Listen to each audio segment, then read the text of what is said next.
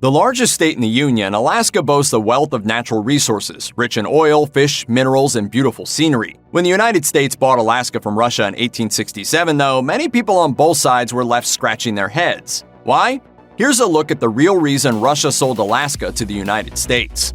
In 1741, Vitus Bering crossed the straits from Russia to Alaska, opening up a wealth of opportunities for industrious hunters and entrepreneurs. One problem: Alaska was already inhabited by a native population that wasn't exactly thrilled by the Russian invasion.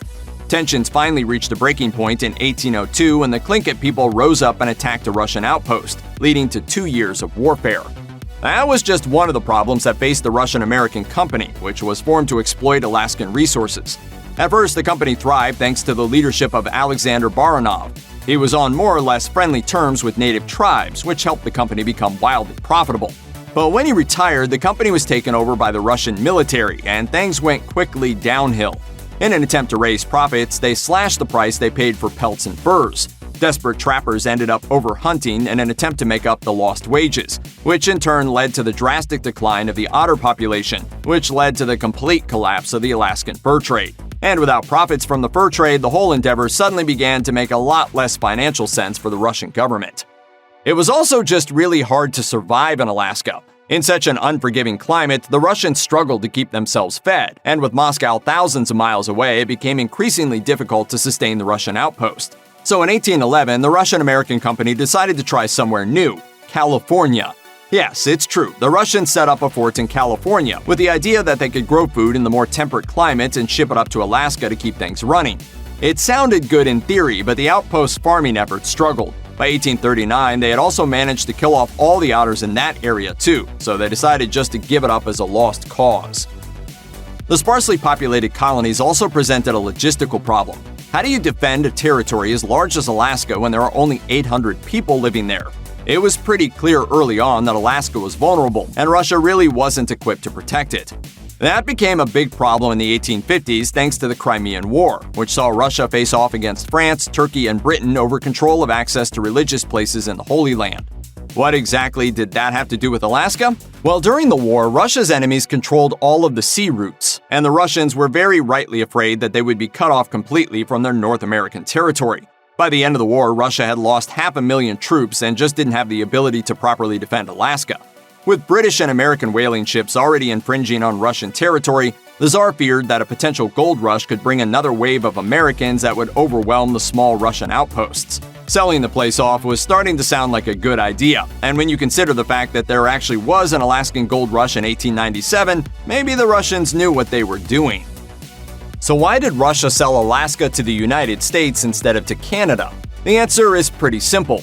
When Russia began seriously considering a sale in the late 1850s, Canada was still part of Britain, which of course Russia had just had a giant war with. Russia and America, on the other hand, were on pretty good terms, so from a diplomatic standpoint, it made sense to strengthen those bonds. Historian Susan Smith Peter told the New York Times, "From the Russian point of view, the deal made a lot of sense. They could irritate Britain and they could have a closer relationship with the United States. Still, things could have been different if not for a quirk in timing. Canada gained its independence in the summer of 1867, just a few short months after Russia had officially sold Alaska to the US. If Alaska was bad for the Russians, why on earth did the USA imagine that it would be good for the Americans? Part of it was the idea that there may indeed be gold up in them thar hills. But mostly it was manifest destiny, the idea that the United States was destined to expand to cover the whole continent from the Atlantic to the Pacific. Though many mocked Secretary of State William H. Seward for buying the distant frozen land, he said that he did it because America was destined to roll resistless waves to the ice barriers of the North and to encounter Oriental civilization on the shores of the Pacific. And he got a pretty darn good deal, purchasing Alaska for $7.2 million or just 2 cents per acre.